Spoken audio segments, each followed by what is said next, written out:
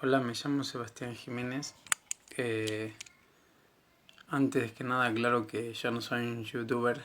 Este video lo hago para compartirlo y va a ver si puede alguien entender lo que yo entiendo por estas construcciones que hay en Rusia y en todos lados, que todo el mundo está hablando. Bueno, lo que yo entendí de estas domos y cúpulas es que para buscarle un sentido a, a estas construcciones, se me ocurrió que podían ser máquinas. Pero máquinas para qué. Y pensé, mirando muchos picos, domos, buscando mucha información. Hace mucho tiempo que estoy metido en estos temas. Si bien no subo videos, he hecho circuitos, he hecho bobinas, he hecho capacitores variables, he hecho bobinas de Tesla, de todo. Conozco muchos de patentes, de Tesla, de todo tipo. Bueno, volviendo al tema de las cúpulas. Le traté de encontrarle un sentido a lo que eran estas máquinas y se me ocurrió que podían ser plantas generadoras de electricidad. Y el sentido de esto es, todos saben que desde la tierra donde estamos parados, del suelo, cada 1 metro, hay 100 voltios de diferencia de iones. Entonces, estas construcciones varían mucho en altura y sus picos entre sí con el pico mayor varían mucho. Entonces me di cuenta que el pico mayor, el que más alto está generalmente, está a una altura y es metálico. Generalmente de metales pulidos, de bronce o cobre, o puede ser de oro, no sé. Cualquiera de esos metales a esa altura estaría recibiendo iones positivos. Los demás picos que tuviera la construcción, por ejemplo, si tiene un pico a la izquierda y otro a la derecha, como suelen tener varios edificios de esos, hay algunos que tienen más y otros menos. Bueno, estos picos que están más abajo están recibiendo también iones, pero a menos cantidad, porque están más abajo. O sea, tengo una diferencia de pico a pico. El pico mayor está recibiendo, por ejemplo, a 100 metros de altura 10 kilovoltios. Y el pico que tiene a la izquierda está a 80 metros de altura y está recibiendo 80 kilovoltios. Esta diferencia hace que esta diferencia entre la altura de los picos y la carga iónica que tienen, que si yo los trato de conectar entre sí, no va a ser posible. Lo que puedo hacer es hacer un circuito para que todos esos picos con el del medio trabajen en resonancia. Por ejemplo, si yo al pico del medio le conecto una barra de algún metal conductor y de ahí voy hasta un spark gap, que todos lo conocen lo que es. Un spark gap es un salto de chispa que en muchos casos es regulable para establecer una frecuencia que lo que hace son piezas de bronce que tienen esfera en la punta y al ajustarlas se generan unos saltos de chispa. Lo pueden buscar en internet. Bueno, entonces si yo conecto del pico mayor con una barra de un metal conductor hasta un spark gap que esté conectado hasta el pico al pico de la izquierda, por ejemplo, que está más abajo, voy a tener una diferencia de pico a pico y las cargas iónicas se van a tratar de equiparar generando un salto de chispa. Pero esa carga nunca se va a equiparar porque las alturas son diferentes y las tensiones iónicas son diferentes. Entonces este circuito bien ajustado y con bancos de capacitores de esa época, como son los jarros de Leyden, va a tratar de estar siempre equiparando las cargas y va a generar un bucle constante. Ahora voy a mostrarlo un poco en el circuito, en un circuito así práctico para que se entienda más o menos. Bueno, antes de ir al circuito para poder explicarlo más o menos como entiendo yo que podría funcionar, se me había ocurrido una idea para el nombre de estas máquinas, por lo que entiendo que hacen. Es un perturbador iónico, que lo que hace es generar una perturbación de iones y con esto generar un bucle para poder hacer una circulación y una resonancia cíclica y aprovechar esta energía que produce esa diferencia de carga entre los picos. Bueno, yo ahí tengo la cámara en modo selfie, no sé si se va a poder ver bien apreciar el circuito. Ahí, a ver, ahí más o menos. Tengo el pico mayor. Acá tenemos tierra. La tierra es catión, o sea, es negativo para nosotros, que sería masa tierra. Tenemos una línea de 1 metro. Acá me dice que a 1 metro estoy a 100 voltios. Subo a 100 metros, tengo 10 kilovoltios.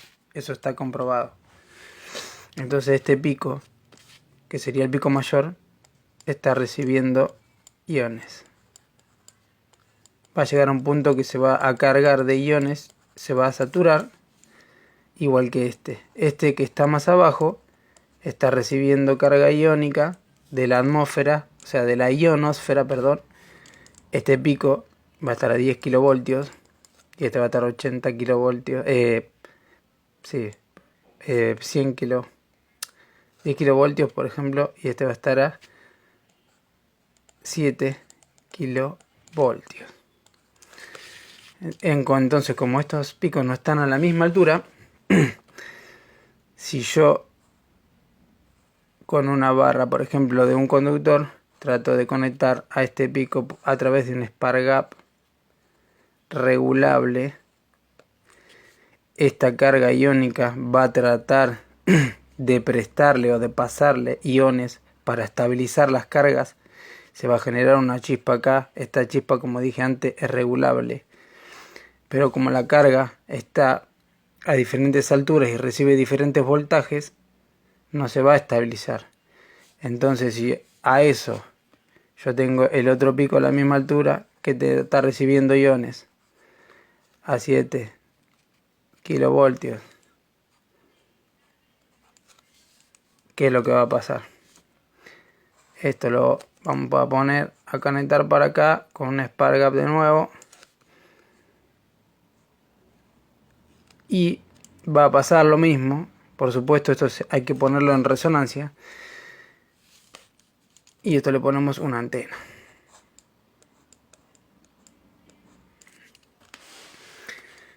Entonces, cuando esto esté cargado, le va a querer pasar carga iónica al otro pico. Y va a haber una circulación de iones. Va a generar un salto de chispa acá. Que esto va a ser constante.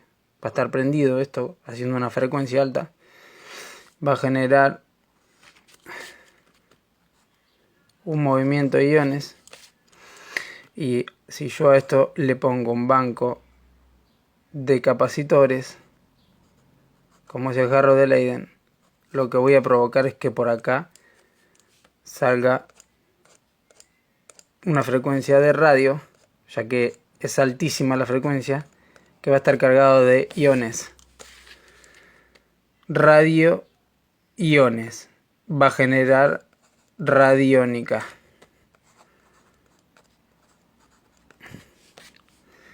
Esto va a estar trabajando en resonancia y va a generar un bucle perpetuo. Entonces, esta energía con respecto a tierra va a estar, se va a poder ser utilizada. Por ejemplo, con una lámpara que tuviera la misma forma de esta antena que sería la emisora. Por ejemplo, si esto fuera la antena que está emitiendo, la antena la vamos a dibujar con una forma específica que puede ser variada de formas, pero específicas para cada uno de los circuitos. Un candelabro metálico que podría ser de bronce también, con una lámpara de esa época de arco voltaico o una de gas mercurio. Esta lámpara va a encenderse. Se puede aplicar para otras cargas, incluso para ponerle una corona a una persona o una antena de estas a la persona, y la persona, estando descalza en el piso, recibiría carga iónica como lo reciben, por ejemplo, los árboles. a través de su rama hacen la diferencia esta, cíclica, generan toroides y tienen la circulación de iones que van hacia la Tierra, que es catión, y se descarga, y hay una circulación. Pasaría lo mismo en un circuito de una pila. Si yo quiero poner una pila en paralelo con otra pila, esta es de 1,5 voltios y la quiero poner en paralelo con una de 3 voltios, ¿qué va a pasar? Acá tenemos positivo, acá tenemos positivo, negativo, negativo. Yo pongo en paralelo esto y en paralelo esto, y como esta es más chica, esta tiene más tensión que esta, lo que va a pasar en esta es que se va a recalentar, porque va a tener una circulación mayor, y esta se va a descargar, y esto se va a estabilizar en algún punto, más o menos a, no sé, 2 voltios por así decirlo, 2 voltios, y esto se va a calentar mucho. Pero esto se estabilizaría por la descarga y el consumo en calor. Pero esto no se puede estabilizar porque está a diferentes alturas. Entonces va a ser algo cíclico y se puede aprovechar.